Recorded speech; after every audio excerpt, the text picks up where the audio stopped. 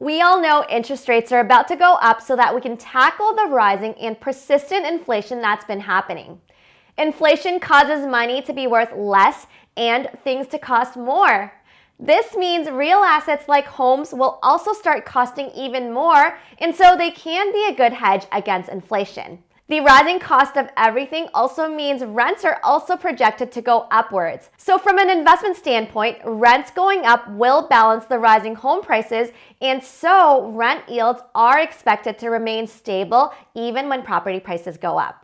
The end result is that if you're comparing investment returns, real estate continues to be a front runner, and therefore investor demand for real estate is not slowing down. But having said that, we are in more uncertain times now, and so we are seeing more changes in terms of investor behavior, and we expect these trends to become even more prominent in the next few months. So in this video, I'm going to talk about the top 5 trends to look out for in Toronto real estate, which might help you make better decisions as a real estate investor in Toronto. If you enjoy content like this, don't forget to give this video a thumbs up and subscribe to our channel so you see more videos like this made specifically for real estate investors in Toronto. The key theme is that we're going to be in a prolonged seller's market in Toronto. And the first reason is that more and more investors are entering the Toronto real estate space. Based on data from TerraNet, we see that only 19% of home buyers in Toronto were investors back in 2011. But as of this year, it's reached 30%, so that's a 58% jump. We also did a poll on Instagram, and most of our followers are either investors or those interested in investing in real estate. And from our poll, a huge majority of respondents have bumped up their percentage of real estate in their investment portfolio over the past 2 years. Of course, this is not the most accurate indicator, but it's just another gauge to show that investment in real estate is growing. Unlike end users whose purchase price is more limited by affordability to pay for the down payment and monthly expenses, investors will continue to buy as long as the numbers make sense. So as prices increase, their existing assets will also go up, and so they are able to access more equity to buy. Rents also tend to go up in price as inflation goes up. So that also helps to balance out outgoing increases in mortgage payments caused by rising prices. We're also finding that investors are more comfortable with larger purchases if numbers make sense. If you're familiar with real estate, you'll find that returns tend to be better when you go up in price, and there's a few thresholds to watch out for. The first jump is from condos to houses. Rent yields aren't as good in condos, which have less rentable space per dollar invested and higher costs because of condo fees. There's also a lower barrier of entry, so there are more new investors and speculators in the space, which makes the price more volatile, and so the risk-adjusted appreciation just doesn't look as good. Returns start looking better in the freehold space, but properties under the $1 million mark will also have more competition because of CMHC loans. You can only buy homes with a lower down payment for properties under the $1 million mark, and this is why you get more buyer competition in the space, pushing prices up more in these markets. Once you get past this point, things start looking even better. There's less qualified buyers here, which means it's more likely to get a better deal on the purchase, and if that happens, you'll get better appreciation. You also have more space, which means more rentable units and better rents per dollar invested. On the other hand, expenses are split amongst more units, so better rents and lower expenses just mean better rent yields. To sum it all up, there are better returns with bigger residential properties. A triplex performs better than a duplex, which performs better than a single-family home or a condo. On top of this, we're also expecting population growth to outpace supply growth in the next few years. After close to 2 years of backlog in immigration, things are starting to clear up again, so immigration is back. September numbers show a record month for the number of permanent resident arrivals into Canada, and almost 50% of those residents came to Ontario. When demand grows, supply needs to grow as well, but unfortunately, we're seeing the opposite effect right now with new housing starts crashing downwards in October. Developers aren't stopping because they're expecting demand to come down, but rather because it's hard to stay profitable when raw material costs are all over the place.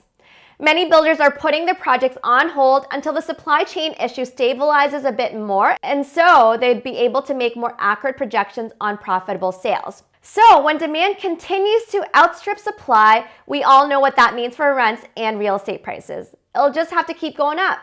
Next up are changes to leverage. Financially, leverage increases your investment risk, and because we are in more uncertain times, investors are more prone to start deleveraging. We saw a spike in debt to GDP in 2020 because of cheap debt and government support to prop up the economy.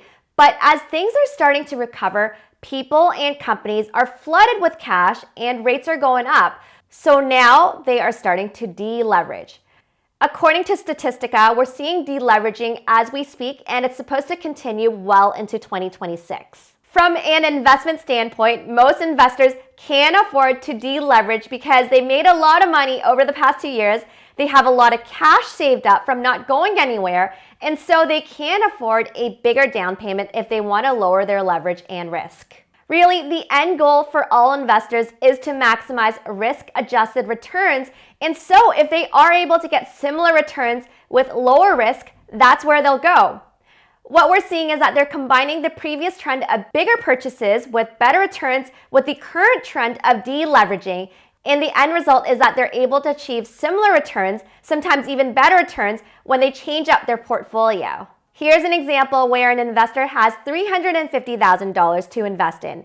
In scenario 1, they invest $250,000 into real estate to buy a house for under $1 million, which generates 4% in cap rates and 4% in appreciation. After some minor renovations and closing costs, they're around 4 times leveraged here, and so their annual ROI is close to 24%. Now they have $100,000 left, which they put into index stocks, which have a similar level of risk compared to our leveraged real estate, but generates 7% in returns. So their entire portfolio generates $67,000 a year, or an average ROI of 19%. In the second scenario, they invest the whole thing in real estate, but with lower leverage. In this case, they put the whole $350,000 into real estate, but instead of a 20% down payment, they go with a higher 25% down payment to lower their risk. So here, they're going to be only 3 times leveraged, but their appreciation and their cap rates are better at 4.5%. So even though leverage is lower, the total ROI is still better at 21%, and they're able to generate better absolute returns at $73,500 per year. Along with increased uncertainty in the real estate markets, we're also seeing a bigger emphasis in seeking value-add opportunities. Investors are looking for stable growth, and renovating a unit to bring up the value will mean more reliable appreciation, and this is a strategy that can help you refinance sooner so that you can grow your real estate portfolio quicker as well. In general, you can achieve better value-add returns from bigger renovation projects, and here's how returns might look like. As you can see, if you put more typical cosmetic renovations in, you do benefit from some value add, but if you take on more challenging renovations that are higher risk, then you'll be compensated with a better return on your efforts. Of course, major projects are not for everyone, and so we always recommend working your way up. Your first renovation project might need to be simpler to get your feet wet, and then once you build up the confidence and experience, then you can tackle more complicated projects. I've talked about this before, but it's important to say it again. We believe Toronto will see better rent growth in the next few years compared to the suburbs because Toronto rents still need to be adjusted upwards after dropping quite a lot from COVID. From the supply side, Toronto has an even bigger issue with home supply growth simply because we don't have any more land. New supply is limited to really just condos, which still involves a much longer process of rezoning, knocking old properties down before building new ones. We're investors ourselves on our Elevate team, and we choose to invest in Toronto because of its great prospects.